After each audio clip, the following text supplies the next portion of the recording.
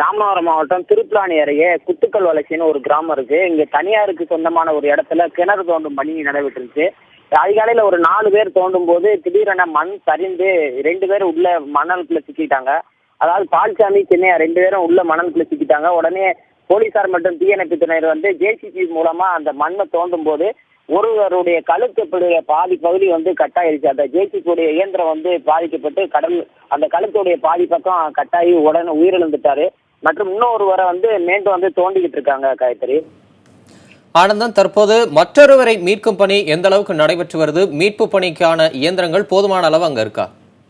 நிச்சயமா தமிழரசன், அதாவது ஒரு ஜேசிபி வச்சிருக்காங்க. அது மட்டும் இல்லாம ஒரு டிராக்டர் வச்சு மணல் அள்ளிக்கிட்டு இருக்காங்க.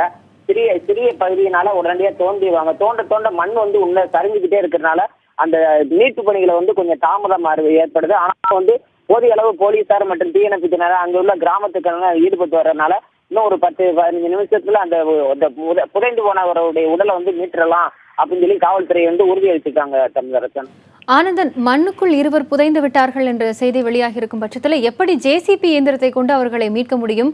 இது தொடர்பாக அதிகாரிகள் யாரேனும் அங்கு விரைந்திருக்கிறார்களா? யாருடைய மேற்பார்வையின் கீழ் இந்த மீட்பு பணிகள் மேற்கொள்ளப்பட்டு வருகிறது?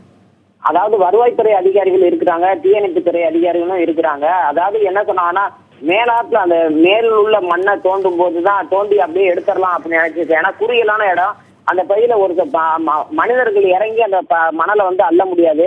உடனடியா தோண்டினா உயிரோட மீட்கலாம் அப்படிங்கிற ஒரு அவசர கதியில வந்து அந்த ஜேசிபி வச்சு தோண்டும் போது அது அந்த டிரைவருடைய அஜாக்கிரதையினாலதான் அந்த அந்த அந்த இயந்திரம் வந்து கீழே ஆழமான பகுதியில தோண்டியதாகவும் அந்த பகுதி மக்கள் கூறுறாங்க.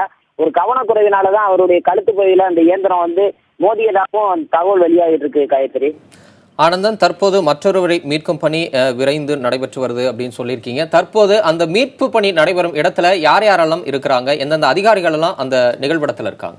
அதாவது உயர் அதிகாரிகள் இப்பதான் தகவல் தெரிஞ்சு ராமநாதபுரத்துல இருந்து வந்துகிட்டு இருக்காங்க. அந்த திருப்புலானி மற்றும் கீழக்கரை பகுதியில் உள்ள அதாவது வட்டாட்சியர் அலுவலக அதிகாரிகள் மற்றும் அந்த வருவாய்த்துறை அதிகாரிகள் சம்பவ இடத்துல இருக்காங்க. அந்த பகுதி கிராம நிர்வாக அதிகாரியும் இருக்கிறாங்க, போலீஸ் தரப்புலையும் இருக்கிறாங்க.